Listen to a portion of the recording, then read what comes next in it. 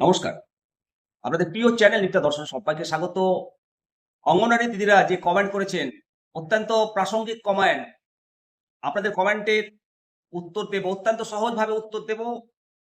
রাজ্য সরকারি কর্মীদের ডিএ অক্টোবর থেকে কেন লাগু?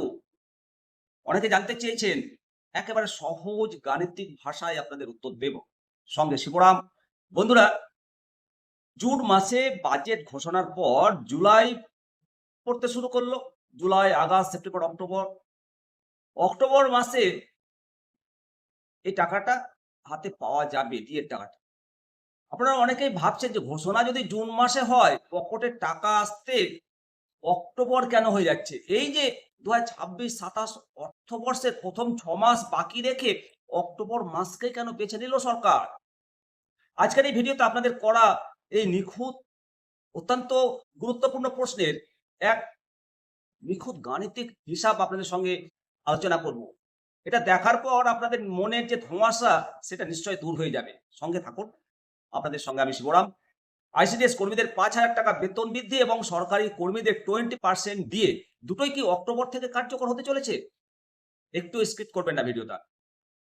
মাসের যে রহস্য অক্টোবর মাসে, তো চলুন প্রথমেই আসা যাক আপনারা এবং আমার মনের সেই আসল প্রশ্নে।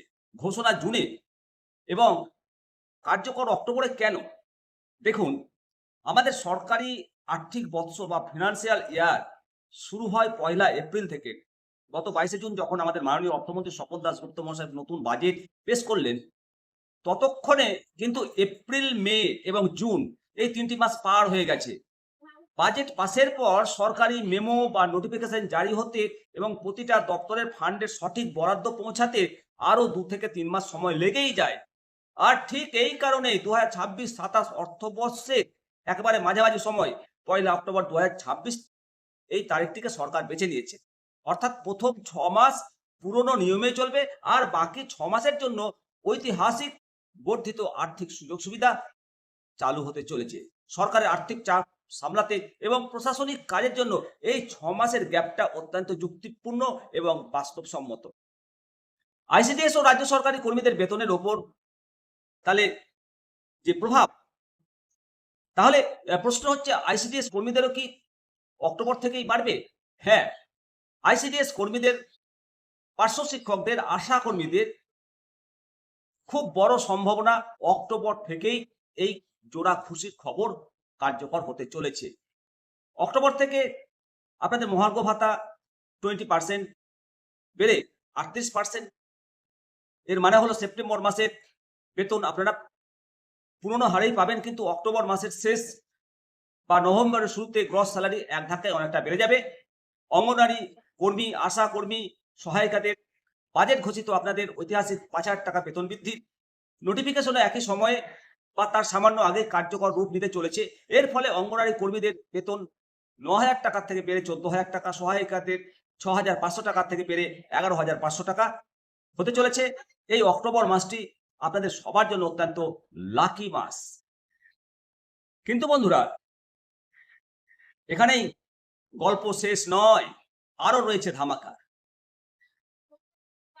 এই অক্টোবর মাসে, পুজোর মাস, এতে শুধু উপহার দিয়ে থামছে না সরকার।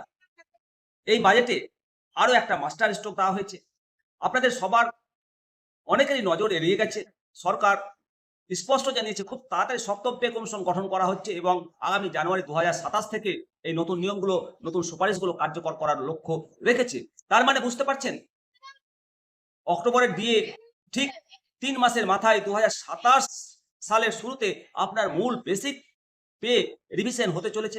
অর্থাৎ বছরের শেষে আর নতুন বছরের শুরুতে ডাবল ইঞ্জিনের ডাবল খুশি আপনারা পাবেন। ৬ মাসের এই বাকি থাকা হিসাব এবং অক্টোবর থেকে বেতন বৃদ্ধির এই সঠিক বিশ্লেষণ আপনার কেমন লাগলো নিচে কমেন্ট সেকশন অবশ্যই করে জানাবেন এবং আপনাদের মতামত অবশ্যই কমেন্ট সেকশনে পড়বেন। আর ভিডিওটি ভালো লাগলে প্রত্যেকটা আশা দিদি, আইসিডিএস, সরকারি কর্মচারী, আত্মীয় স্বজন, বন্ধু পরিবারের সঙ্গে প্রচুর প্রচুর শেয়ার করুন। আসুন সবাই মিলে বলি বন্দে মাতরম, জয় হিন্দ, ভারত মাতা কি জয়।